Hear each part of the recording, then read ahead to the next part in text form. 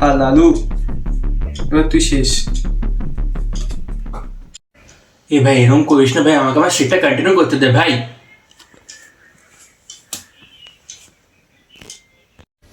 এ ভাই এরকম করলি? নে নে চাটলে নে। আয়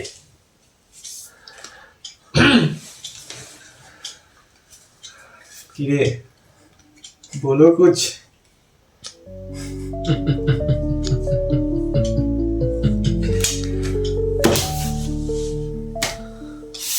জানতাম না। আরে ভাই, সাধারণ মানুষের থেকে আন্ডার টেবিল টাকা নেওয়া এবং সেই টাকা দিয়ে রাজা ক্রিমিনালদেরকে প্রোটেক্ট করা, এটাই হচ্ছে আমার রাজ্যের অবস্থা। এর সাথে সাফল্যান্সের কি লিঙ্ক? আরে ভাই সাফেলাইনজি তো আমার দোস্ত, তোর সুরক্ষা আমার। কিন্তু ভাই আরজি করে স্ক্যামটা তো তোর সময় থেকেই চলছে, আর সবুজের দলের পর গেরুর দলেও তখনও চলবে। আরে ভাই আর কতদিন আপলিটিক্যাল থাকবি, এবার একটু স্ট্যান্স নেই। স্ট্যান্স কি নেবো আর ভাই? আর কি স্ট্যান্স নেবো? তুইও জানিস কে দোষী, আমিও জানি কে দোষী। কে দোষী? কেন? যে যারা দোষটা করেছে তারা। শুধু কি তারাই? যারা এই ব্যাপারটাকে ধামা চাপানোর চেষ্টা করছে তারা কি দোষী নয়? আরে ওই যে বললাম লালু, আরজি করে কেসটা তোর সময় থেকে চলছে।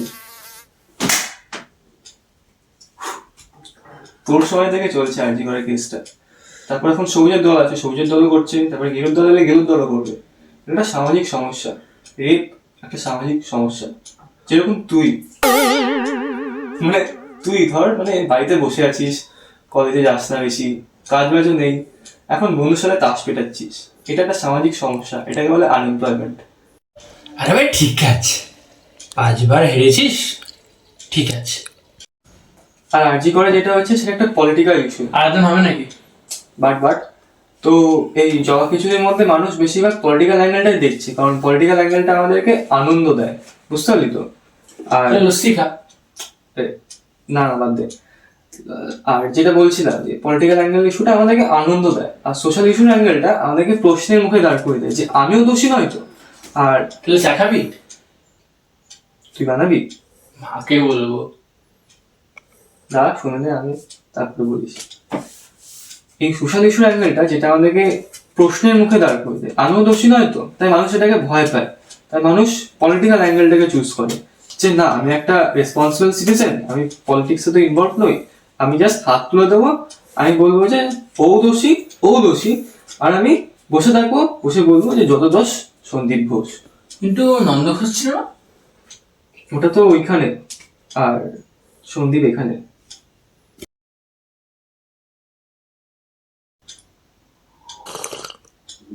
এটা থেকে মনে পড়লো লালু, রহিম চাচাকে তো বলতে পারিস যে মাটির ভাড়ে চা আর লস্যি বিক্রি করতে। কেন, প্লাস্টিক কাপড় তো সুন্দর দেখতে, ভালো। দেখতে ভালো, কিন্তু সোসাইটিকে যে হার্ম করছে। ছোট জামা পরা মেয়েদের মতো। মেয়ের অবজেক্ট। আরে রসিকতা বোঝন না? আরে ভাই 5বার হারলাম। তো রুল সেট করেন না? মানে এটা কোনটা দে? আরে মানে টাইমার লাগিয়ে খেলা, কথা না বলে খেলা, বা দুটোই একসাথে খেলা। এরকম করলে জিতবো? না, কিন্তু হারতে মজা পাবি।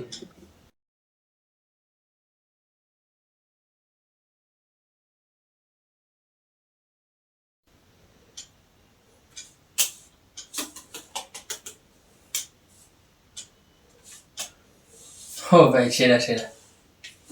লালু থ্যাঙ্কস। কেন? এই যে তুই শেখালি বিবেককে জেতাতে গেলে নিয়ম আনতে হবে। সমাজের কথা বলছিস? সমাজেও খেলাতেও। ঠিক আছে ঠিক আছে, 3বার পর পর জিতলি। চল এবার বাড়ি যাই।